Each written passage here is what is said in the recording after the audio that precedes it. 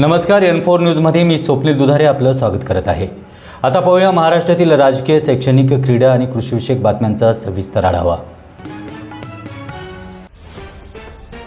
बुलढाणा जिल्ह्यातील जळगाव, जामोद आणि संग्रामपूर तालुक्यात 22 जुलैला झालेल्या अतिवृष्टी आणि महापुरामुळे शेतीच्या झालेल्या नुकसानीच्या मदतीसाठी वडगाव पाटण येथील शेतकरी 7 महिने उलटून गेल्यावरही आस लावून बसले आहे।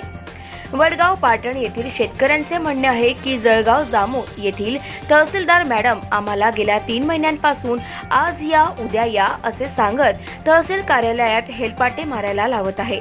म्हणून शेवटी कंटाळून आम्ही आमच्या संपूर्ण कुटुंबासह आणि गुराढोरांसह तहसील कार्यालयासमोर आमरण उपोषणाला बसलेलो आहोत।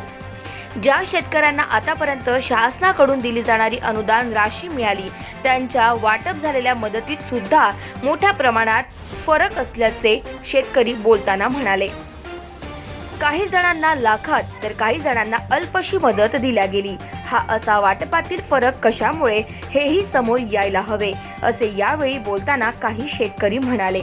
N4 न्यूज साठी संतोष कुलते, बुलढाणा। 2023 रोजी पूर्ण तालुक्यामध्ये जे ढगफुटीपेक्षा पाऊस पडला, त्यामध्ये संपूर्ण तालुक्याची हानी झाली। त्यातल्या त्यात बळगाव पाटण या 2 शिवारातून जाणारी पद्मावती नदी या नदीने अतिशय रौद्ररूप धारण करून अतिशय प्रवाह बदलत अनेक शेतकऱ्यांच्या एका शेताचे 2 भाग केले।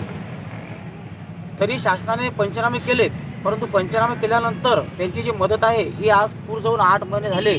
8 महिने उलटले तरी शासनाची आणखी कुठलीही मदत त्या शेतकऱ्यांना मिळाली नाही आणि ज्या शेतकऱ्यांना मिळाली ते अतिशय तटपुंजी आहे।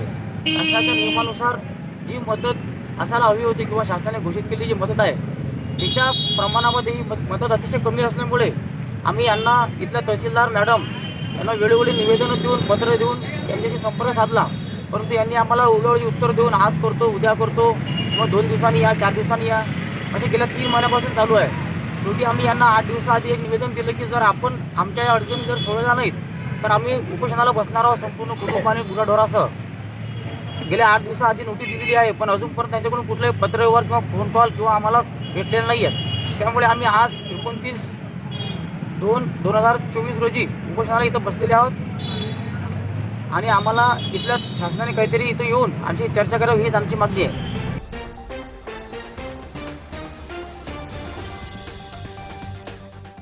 महाराष्ट्रात सुप्रसिद्ध असणारी एकमेव वाहिनी N4 न्यूजला आजच सबस्क्राईब करा आणि बेल आयकॉनला क्लिक करा। अधिक माहितीसाठी संपर्क 9322991919। याबरोबरच आजचं हे बातमीपत्र संपलं। पुन्हा भेटूया पुढील बातमीपत्रात, तोपर्यंत नमस्कार। मुंबई, पुणे, खानदेश, मराठवाडा असो का विदर्भ, राजकीय, सामाजिक, शैक्षणिक क्षेत्र असो का क्रीडा, सर्वच घडामोडींचं विश्लेषण पाहायला विसरू नका N4 न्यूजवर। नमस्कार, मी अभिनेत्री, निर्माती, दिग्दर्शिका किशोरी शहाणविज। N4 न्यूजच्या सगळ्या दर्शकांना माझ्यातर्फे खूप खूप शुभेच्छा आहेत। हे नवीन वर्ष, हे संक्रांत, या सगळ्यांच्या माझ्यातर्फे तुम्हाला सगळ्यांना शुभेच्छा आहेत। N4 न्यूज़ देखने वाले सभी दर्शकों को मेरा यानी कि अनुषा शर्मा का नमस्कार।